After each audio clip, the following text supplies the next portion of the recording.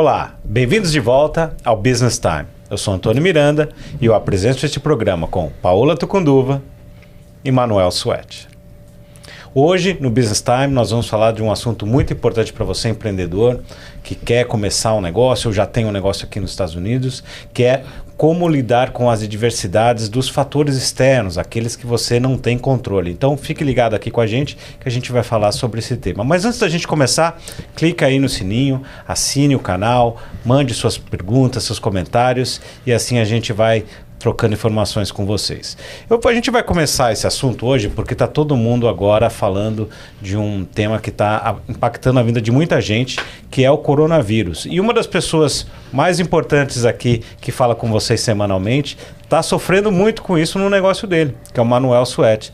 Manuel, para quem não sabe, tem uma empresa de turismo, de negócios muito sólida aqui nos Estados Unidos, que é a BTD, e ele está hoje sofrendo um pouco com relação a isso. O que está acontecendo no seu negócio e o que o coronavírus, um fator externo, está impactando em você, Manuel? Caramba, Antônio, na verdade, se a gente imaginar as proporções, as dimensões que essa crise está tomando, né, o impacto no meu negócio é nada diante do impacto na vida das pessoas, sobretudo a questão de risco de morte. Mas sem polemizar esse assunto, que todo mundo já está bem claro, eu acho que esse é um bom exemplo para o tema de hoje, né? Como é que você consegue prever? Eu sou uma parte dessa cadeia, né? Tem todas as aerolíneas, tem hotéis, tem empresas de carro, né? Todo mundo, imagina, se programou umas férias, se programou uma viagem de negócios e tendo que cancelar essas viagens agora por conta disso. Na verdade, os números são bem preocupantes, né?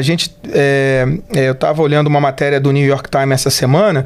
Em 10 dias, entre finalzinho de janeiro, né, até a primeira quinzena de fevereiro, mais de 13 mil voos impactados por conta disso, né? Só na região da China, né, uma redução, né, entre 13 mil voos que voam, né, ali pela China, entre domésticos e internacionais, caiu para quase 1.600 voos. A China recebia... E a China também manda muita gente, né? Uma das grandes partes de turismo aqui nos Estados Unidos são chineses, né? Quase 2 mil voos diários que chegam aqui nos Estados Unidos caíram para 354. Então, você imagina como é que isso tem impactado essa indústria. E o impacto, ele não é menor, porque quando uma companhia cancela um voo, porque as pessoas vão deixar de viajar, aquele avião tem que ser redirecionado para outro local. Eu tive essa semana conversando com o pessoal da Delta e com outras companhias, como a Emirates também. Eles estão redirecionando aviões que são chamados o wide body, né, que são aviões grandes, tipo 777, que carregam 300 pessoas, 400 pessoas, direcionando para poder voar daqui, por exemplo, o Atlanta, Chicago, porque é a forma da companhia minimizar esse impacto, né? Agora me fala uma coisa, Manuel. Você já tem uma ideia de qual vai ser a redução de faturamento da sua empresa? É alguma coisa na faixa de 5%, 10% ou alguma coisa na faixa de 30%, 50%? Porque isso tem um impacto diferente, né? Muito boa pergunta, Paola. Como o nosso principal tráfego, né, é o que sai dos Estados Unidos, vai para a América do Sul e agora sai da América do Sul também para a Europa, o nosso impacto não é tão grande quanto empresas basicamente que vivem para o Atlântico. Né? Agora nós tivemos sim, pelo menos 10 clientes que tinham férias, cruzeiros programados em Singapura voando com uma companhia aérea. Né? Clientes que estavam indo para a Europa. Você vê, a Itália hoje virou um grande problema. As pessoas estão cancelando, já tinham suas férias marcadas. Você imagina que Spring Break está vindo aqui na Flórida, né? É a parada aqui pro pessoal, muita gente cancelando voos. Então a gente teve um impacto, eu diria aí de mais ou menos de 10%, né? Porque as pessoas cancelam esses voos, mas toda a cadeia está sofrendo, né? Hotéis, etc, etc. Você imagina que a Europa, que hoje a Itália, que virou um dos grandes polos aí, né? Da questão do coronavírus. A Itália, 15% do PIB da Itália depende do turismo. Emprega 50% da mão de obra lá. Então, Lucidade cidades como Milão, por exemplo, ali na região da Lombardia, estão praticamente vazias, né? Vazias. Minha irmã mora em Milão, eu falei com ela e ela falou, Paula, foi impressionante. Na sexta-feira a vida estava normal. Aí teve uma notícia de um primeiro caso, passamos o sábado, quando a gente chega no final do dia do domingo, já era um pânico, a cidade estava vazia, parecia uma cidade deserta, as pessoas saindo da cidade. Ela trabalha na Campari fechou o escritório, todo mundo trabalhando home office. A minha irmã tem meu sobrinho é pequeno, então resolveu sair da região de Milão para casa da sogra, para poder ficar mais protegida. Então é realmente uma situação que impacta. Agora, o outro impacto que está atingindo a muitos brasileiros aqui no sul da Flórida, né, Antônio, é o aumento do dólar, né? Quer dizer, o coronavírus com o risco de impactar a economia, o dólar ontem parece que bateu 4,5, né? Tá batendo valores muito altos, passando de 4,50, e aí muitas pessoas que estão aqui dependem de dinheiro, de renda que vem do Brasil. O que você tem ouvido sobre isso? O que você sente que as pessoas estão fazendo aí com essa preocupação dessa variação do dólar tão grande? Essa é um fator que está atingindo todo mundo aqui, né? E é importante que quem nos segue, quem está nos assistindo, como um dominó derruba tanta coisa. É impressionante. E isso aliado a outros fatores. As famílias que moram aqui, a gente sabe, muitas delas dependem de trazer recursos do Brasil, estão ali naquela situação. E aliado a isso, tem uma coisa que também está acontecendo bastante. Agora estão saindo muitas respostas de solicitação de green cards. E algumas pessoas estão recebendo respostas negativas. Então, junta coronavírus, que impacta no dólar alto, e ao mesmo tempo essas famílias estão recebendo a negativa de permanência aqui nos Estados Unidos. Então eu acho que esse programa é bom para a gente tentar compartilhar o que eu faço quando parece que está dando tudo errado. Né? O que aconteceu já com vocês e o que tem passado na cabeça de vocês como planos para lidar com essa situação? Para fechar esse assunto da pergunta inicial, eu vou dar um pouco do que eu tive que fazer para lidar com essa questão. São situações que a gente não controla, né, Antônio? Você acabou de dizer aí, guerras, crises. Alguns anos atrás a gente teve vulcão, né? E agora a gente tem uma epidemia. Então, a primeira reação que eu tive para o meu negócio era, primeiro, identificar quem está sendo impactado. Primeiro, ajudar aqueles clientes, porque é nessas horas que o cliente, né, mais valoriza o teu trabalho. Então, a gente identificou quem estava viajando, né, se prontificou a tentar ajudá-lo para tentar até cancelar aquele voo, mas manter aquela receita. Então, a primeira dica é a seguinte, aquela possível receita que você vai perder, ela pode se transformar numa receita para algum outro momento. Então, vai ter só um impacto de fluxo de caixa. Segunda ação rápida. As pessoas deixam de viajar por um período de turismo, mas elas têm as férias delas programadas. Então, você tem que buscar algum local que não esteja sendo impactado. Então, nós imediatamente buscamos aí alternativas, por exemplo, dentro do próprio Estados Unidos, né, ou mesmo no Caribe, etc., para dar como opção para essas pessoas. Então, buscar novos revenue streams. Essa seria a segunda dica que a gente acabou buscando fazer. E a terceira, que talvez seria a primeira, Paula, é como que eu reduzo os meus custos já. Sobretudo, você pode reduzir custo fixo, né? Como é que eu consigo reduzir meus custos variáveis? Uma campanha de marketing que estava para sair para uma ação, não bota ela na rua, porque você vai ficar sem aquele incremento de receita. Então, esteja preparado, né? Não deixe para depois, procure já buscar uma alternativa, e é um problem solving. Eu acho que o empreendedor vive com isso o tempo todo. Em situação inesperada, a coisa mais importante é a resposta imediata, né? Para que você, como uma gripezinha que você está tendo, para que não vire uma pneumonia. Essa tem sido a minha forma de encarar o problema. Tem uma questão muito importante nisso que você falou, que há coisas que você consegue atuar depois, né? Tentar fazer uma campanha nova. Isso no seu negócio, que é uma agência de viagens. Agora, tem coisas que você pode se planejar esperando que vai acontecer alguma coisa ruim, né, Paulo? Você tem um caso muito interessante da sua empresa que teve um incêndio enorme no Brasil. Como é que você se preparou para uma situação dessas? E, obviamente, a gente não consegue se preparar para tudo, mas eu sei que você estava preparada, né? Na verdade, Antônio, a gente não consegue muito se preparar. A gente nunca imagina que a lavanderia é um tipo de indústria que tem um risco de incêndio um pouco maior, porque mexe com tecido, com produtos químicos, muito equipamento, a parte elétrica e tal. Mas a gente nunca imagina que vai acontecer com a gente. Então, o fato é, tudo bem, a gente tinha um seguro, mas a gente não dimensionava o seguro para a realidade do negócio e nos pegou muito de surpresa. Então, foi realmente assim, o que eu acho mais importante para a gente lidar com essas adversidades que a gente não tem controle, e na minha opinião, o incêndio da minha lavanderia ou a negativa de um visto, ou uma queda de receita como na empresa do Manuel, ela tem o mesmo impacto. Então, o que eu percebo? Primeiro, a gente tem que respirar fundo para procurar manter um certo equilíbrio emocional. Não adianta se desesperar.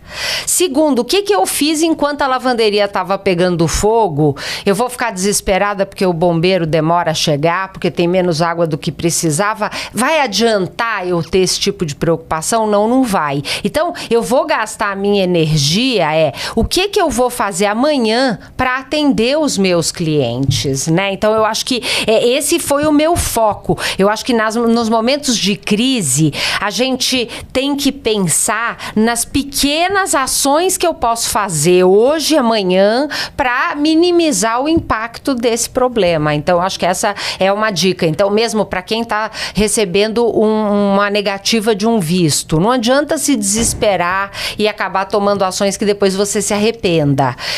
Pense em pequenas ações que você vai começar a fazer para você buscar uma alternativa e uma saída e uma solução. Tem uma história que eu gosto muito e que eu acho que ajuda nesses momentos de crise, fazendo uma analogia com o motocross. Um amigo foi pela primeira vez descer uma daquelas pirambeiras cheias de buraco de pedra com motocross com outros amigos experientes. Os amigos experientes foram num minuto e ele demorou. Quando chegou lá embaixo, ele virou e falou assim: gente, o que vocês fazem para ir tão rápido? Com tanto buraco e tanta pedra. E aí os amigos experientes viraram para ele e falaram assim: você fica focando a sua atenção nos buracos e nas pedras? Ele falou: claro, se eu não fizer isso, como é que vocês fazem? O amigo experiente falou: eu foco o meu olhar por onde a minha roda vai passar. E esse amigo falou que na próxima rampa ele fez essa experiência e ele desceu em metade do tempo. Então, eu diria para todos os nossos, para todas as pessoas que estão nos acompanhando, a nossa audiência, empreendedores, achar a solução significa focar o seu olhar do que eu vou fazer para sair e não focar nos buracos e nas pedras. É muito boa analogia essa, Paola, dessa experiência dos motociclistas, né? Eu acho que é muito bom forma de mostrar às pessoas como se manter, como sair de adversidades, né? Esse tema é um tema, e você me lembrou agora da tua história, né? Isso aconteceu em 2004, né? Uma lavanderia industrial, né? Em São Paulo, quando você passou diante dessa situação. Você vê, são situações que você não pode prever e você não tem como nem chamar isso de plano B, porque são situações que você não controla.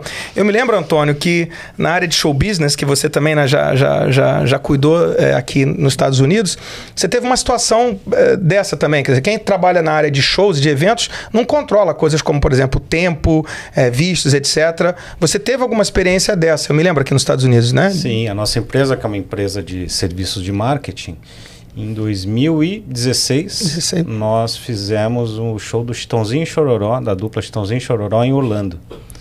E o show estava marcado já, todo mundo esperando. Foi a primeira vez que eles vinham fazer um show aqui, em Orlando, aberto para o público. Então, vendeu-se muitos ingressos antecipadamente. E eles fizeram a solicitação para o show ser numa quarta-feira. A gente queria que fosse numa sexta, num sábado, mas eles quiseram que fosse numa quarta-feira. A gente cuidou de tudo, da logística, do hotel, da casa noturna, tudo. A gente só não cuidou do visto. Imaginem o que deu problema? O visto. O visto, né? O visto, um agente deles lá do Brasil, tinha lá um advogado que ia cuidar, e o show era numa quarta-feira, eles só conseguiram o visto numa terça. E eles só avisaram a gente que eles não iam conseguir chegar aqui na quarta-feira, na segunda. Então nós tínhamos aí um dia praticamente para ver outro espaço, ou o mesmo espaço, se tinha disponibilidade no sábado, comunicar a milhares de pessoas que o show ia sair de quarta para sábado. Tinha gente vindo da Califórnia, do Texas, de Nova York. A gente teve que fazer um trabalho muito forte disso, e o show então passou para o sábado. Em um dia a gente teve que trabalhar praticamente o que a gente tinha trabalhado em 3 meses. Mas no final, né, sabendo lidar com a adversidade, seguindo aí o caminho, não olhando para a pedra e sim para o caminho, a gente conseguiu vender até mais ingressos, porque mais pessoas conseguiram ir depois no show. E foi um show belíssimo. A dupla se desculpou com o público que não puderam chegar na quarta-feira, e chegaram no sábado, e no final foi um resultado melhor do que a gente esperava. E nem sempre é assim, né? Eu acho que a dica aqui para os empreendedores também, que inclusive que lidam nessa área de serviços, é também uma coisa que você pode planejar sim é na parte de seguros, né? Todos os contratos que a gente assina aqui, no teu caso específico, era uma questão de seguros, mas contratos da área de serviço, você tem uma cláusula chamada força majeure, né? São ações que não estão previstas. O que acontece se por acaso uma situação dessa, o voo não chegar, o artista não chega, eu não consigo chegar para a reunião, e você pode prever isso e fazendo seguros, inclusive, para que você minimize, por exemplo, a sua perda. Então essa é a dica, né? É importante porque você não controla todas as variáveis. Essa é a grande verdade, né, Paula? E eu acho que até é importante, né? Porque essa questão de seguro, aqui nos Estados Unidos, a gente aprende a importância do seguro. Nós, brasileiros, nem sempre temos isso tão claro. Porque, por exemplo, mesmo a questão de variação cambial, que é um risco que qualquer brasileiro que tem alguma renda vinda do Brasil vai sempre ter que enfrentar. E existem seguros para minimizar esse impacto da variação cambial, né? Então, esse eu acho que é um ponto. Um outro ponto que eu acho que é importante é para as empresas ter sempre um fundo de caixa, de emergência, de reserva, porque numa queda de faturamento, você vai ter que lidar. Eu, na época do incêndio, não tinha esse fundo, essa reserva financeira para uma emergência. Então foi difícil, porque aí você começa a usar o dinheiro, o saldo do cheque especial, desconta a duplicata, pega empréstimo para poder fazer frente às despesas com uma queda de faturamento considerável. Então, isso também a gente pode fazer seguros para esses momentos, né? Então, eu acho que você ter um dinheiro guardado como uma reserva na empresa é uma coisa que pode te ajudar nesses momentos aí de crise. Até para, por exemplo, no momento em que o dólar dá uma disparada, você não precisa trazer o dinheiro do Brasil e esperar o mercado se estabilizar se você tem esse caixa aqui. Você não acha, Antônio? Essa questão de diluição de risco, né? Porque a gente tende a, às vezes, botar todos os ovos numa cesta e todas as cestas na mesma carroça. Essa é uma metáfora que quem utiliza é o Cássio Segura. Para quem não conhece, foi presidente do Banco do Brasil Américas aqui, e também foi presidente da Câmara de Comércio Brasil-Flórida. E ele usa essa analogia que eu acho muito interessante.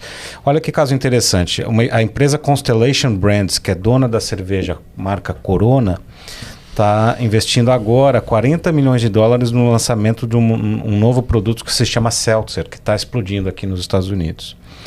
E devido ao problema do coronavírus, 38% dos americanos disseram numa pesquisa que não comprariam Corona em nenhuma circunstância.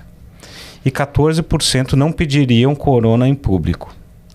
Olha como impacta, algo que você não esperava impacta, né? Então é importante a gente ter essas cestas em várias carroças, né? Não só os ovos em diferentes cestas, mas as cestas em várias carroças para não ficar dependente de uma coisa ou outra. E é interessante essa analogia porque Por exemplo, as pessoas têm sofrido muito, quem trabalha com comércio exterior tem sofrido muito, por exemplo, com questão de componentes, né? Os componentes não estão chegando da China. E aí vai nesse ponto de ter tudo num local só. Se o seu negócio principal é esse, a dica da Paola aqui é aquela que funcionaria. Como você não tem como diversificar a receita por outro lado, ter um fundo de reserva seria importante. Por exemplo, quem trabalha com câmbio, trabalha com operações internacionais, conhece uma palavra chamada hedging. Hedge é exatamente isso, é você prever um pouco o futuro. Eu trabalhei na área de petróleo durante muito tempo, a aerolínea começa a fazer isso também, é prever como é que vai ser aquele futuro curto ali, né? Aquele contrato que você vai comprar e fazer um lock-in ali daquela taxa futura, né? E você pode perder ou ganhar, mas é uma das formas de você também se prevenir e minimizar, por exemplo, essa questão de risco. Mas tem uma questão que eu queria abordar com vocês, que ela é fundamental, tirando das variáveis que a gente controla, que é a atitude. Eu queria voltar num ponto que a Paola colocou, que eu acho que é muito importante, né? Nós estamos falando de alguma coisa que você não prevê. Não está escrito no plano B. Então, como que eu, empreendedor, vivendo fora, diante dessas negativas, seja do meu negócio, seja do meu visto, eu vou reagir àquela situação que não estava prevista? Porque se você tivesse pensado nela, você vai conseguir fazer. E eu queria explorar um pouco isso. Essa questão da capacidade, até mesmo da inteligência emocional é super importante, né, Paola? Mas a atitude diante do problema é uma das coisas mais importantes. A gente, no nosso dia a dia, a gente vive muito dessas adversidades. Como tem sido um pouco a experiência que vocês tiveram, aonde esse controle emocional falou mais alto, inclusive para a própria solução? Eu acho que o mais importante, Manuel, para mim, tem um conceito que me ajuda nesses momentos. Entre aquilo que me acontece e a forma com que eu vou responder a isso, eu tenho um espaço de escolha. Eu posso olhar para esse problema como uma oportunidade de aprendizado, de crescimento, ou eu posso olhar e me vitimizar. Aí, se eu me vitimizo, dificilmente eu vou conseguir enxergar as soluções, os caminhos. Eu fico presa nos buracos e nas pedras. Então, e isso nós temos controle. Essa escolha de se eu vou encarar o problema de uma forma positiva e vou encontrar a solução, ou se eu vou encarar isso como uma vítima, e essa vítima é como se ela escoasse a minha energia e eu paro, inclusive, de enxergar possíveis soluções. E isso é o que os psicólogos chamam de locus de controle interno e externo. Quando você se vitimiza, você está entregando todo o poder para aquilo que está fora de você. E isso te desanima, te desmotiva. Quando você começa a buscar possíveis soluções, pequenas ações que você faz para lidar com aquilo, você começa a perceber que você tem controle sobre algumas coisas e isso te traz força e energia para você continuar. Além de tudo isso, eu falo muito de uma questão de fé, que é acreditar. Você tem que acreditar que você tem capacidade para superar aquela dificuldade. Então, nesses momentos, a gente traz essa questão, e aí, quando eu falo de fé, eu não estou falando de religião, eu estou falando de acreditar. Acreditar em você mesmo, acreditar na força do universo. Cada um busca a sua crença, né, em alguma fonte, mas a ter fé é acreditar que eu vou achar a solução. Isso eu acho que também faz uma diferença. Você não acha, Antônio? Eu acho que sim. Faz alguns anos eu aprendi um termo que é serendipidade. Até peguei aqui. O que significa serendipidade? São descobertas afortunadas feitas aparentemente por acaso. E uma das coisas que mais me traz serendipidade aqui, e isso me ajuda muito nos Estados Unidos, eu já passei por inúmeras adversidades aqui, momentos que eu falei, agora vai dar tudo errado, não tem solução, mas o que mais me ajudou aqui nos Estados Unidos foi o meu networking, né? De poder achar alguém que tinha uma resposta, a outra metade da resposta que eu precisava. E isso, esse ano, né, que eu citei para vocês que a gente está sendo impactado aí por diversas negativas de Green Card, esse ano eu estou sendo convidado para inúmeros almoços, porque as pessoas querem trocar ideia com alguém. E isso é muito importante quando você está, principalmente num outro país, ampliar o seu networking. Para quem que você vai ligar a hora que você tiver um problema? Falou E tantas pessoas que a gente conhece aqui que elas enfia a cabeça na empresa, só fica na empresa, não faz uma reunião de networking, não vai num evento, não faz nada, e a hora que tem um problema, ela não tem a quem recorrer. Né? Vai ligar para quem? Para o amigo lá do Brasil, que não sabe como se virar aqui. Então, uma dica que eu dou sempre para os empresários é: saia da toca, faça networking, conheça a gente. Para quem que você vai ligar na hora da diversidade? Isso é muito importante também. Você falou bem, e você sabe que isso foi fundamental em 2004 no incêndio da nossa lavanderia lá em São Paulo.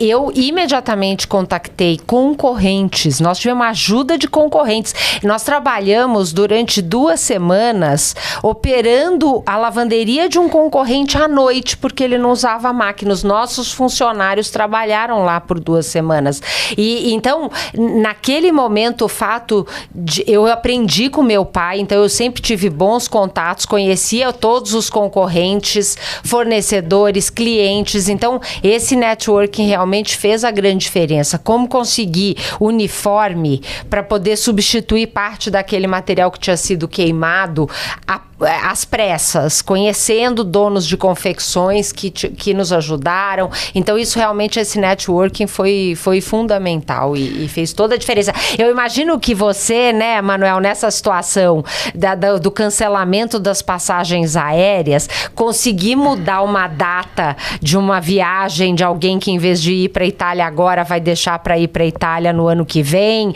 e conseguir alguma passagem para algum outro destino, você deve ter usado muito rede de contato aí com todas as companhias aéreas para resolver o problema desses clientes que estão viajando para cidades que estão aí em risco, né? Né? Muito bem dito por você e pelo Antônio. É puro network, né? Eu acho que são nessas horas, e a gente fala, né, que business to business is about network, né? Então são nessas horas que você mesmo vai buscar ajuda, até mesmo no teu concorrente, como você falou.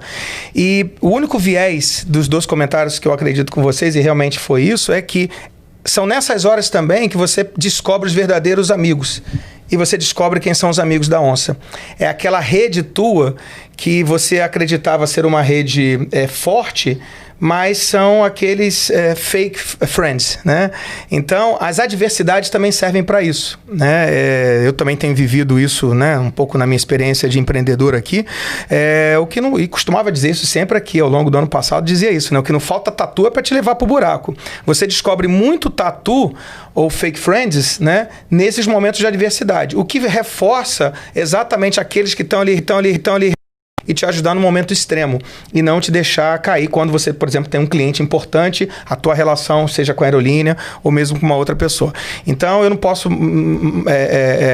quer dizer, eu tenho que concordar demais com vocês e endossar. Eu acho até que vale, né, Antônio? Talvez pelo programa de hoje, que foi um programa educativo, né, a gente fazer uma lista das coisas que a gente aprendeu hoje aqui. O que você acha? Com certeza, Manuel. Vamos fazer essa listinha. O que a gente aprendeu hoje? Vamos lá, eu vou pegar aqui o que eu aprendi um pouco aqui, vocês, por favor, me corrijam se eu estiver errado. Mas eu acho que primeiro você não controla uma situação adversa, né? Porque senão ela não seria uma situação de controle. Então não dá para falar qual é o meu plano B para uma crise como a gente está vivendo de coronavírus. Não tem plano B, você simplesmente não controla. Qual é o primeiro aprendizado? Se ele estiver acontecendo, respira fundo, dá um passo para trás e veja, bem, isso está acontecendo, esse é o impacto. Como que eu vou reagir para isso? E aí você consegue, dentro do que a Paola falou, naquele âmbito de escolha, de me entrego, me vitimizo ou não, como que eu vou reagir? Eu lembrei uma coisa quando eu fiz meu estágio para a Shell, que o pessoal queria treinar a visão helicóptero. Visão helicóptero é a capacidade de olhar por cima, né? Então a boa pergunta é a seguinte: você está no meio da floresta, alguém grita fogo, o que você faz? Você sai correndo gritando, você sobe de uma árvore ou você fica parado pedindo ajuda? Né? E a resposta correta é: subo numa árvore, porque se subir numa árvore eu vou ver onde está o fogo, vou correr para o lado contrário e vou gritar por ajuda. Né? Então acho que parar, né, subir na árvore, olhar, entender o problema é uma outra grande lição, né? A questão emocional, né, de você controlar e buscar alternativas. Se você já fez uma reserva do seu negócio, é a hora de você lançar a mão daquela reserva, do teu seguro, né? E obviamente pensar de não botar todos os ovos na mesma canastra, né, Antônio, como você colocou, e lidar com o teu network, quer dizer, aproveitar que numa situação de adversidade você vai precisar de alguém que vai te ajudar e essa pessoa pode realmente te ajudar a abrir um caminho que você não está vendo. Então aí eu acho que a gente tem aí, acho que são as principais lições, você não pode controlar e nesse caso agora, pessoal, se protege, não viaja, porque enquanto a gente não tiver saber para onde vai esse vírus, é melhor cada um também tentar se proteger aí. Então, isso foi o que eu aprendi de hoje. Perdi alguma coisa, Paulo? Não, acho que foi incrível. Eu acho que realmente a gente traz todo... gostei muito da palavra, né? Serendipidade. E realmente a gente olhar aí essas situações e tirar esses aprendizados faz toda a diferença, né, Antônio? Tudo tem solução, né? Mas tem que ter calma, né? Tem que saber lidar com as crises. Dentro das empresas todo mundo fala em gestão de crise, né? Ser bastante honesto, ser franco. A gente não consegue controlar tudo, não tem jeito. Mas a gente, com a união, com os amigos, de verdade, como o Manuel falou, a gente consegue resolver bastante coisa. Ótimo assunto hoje. Você que esteve com a gente, obrigado, Paola. Obrigado, Manuel. Obrigado a você que esteve com a gente. E fique com a gente na próxima sexta-feira aqui no Business Time. Um abraço e até lá.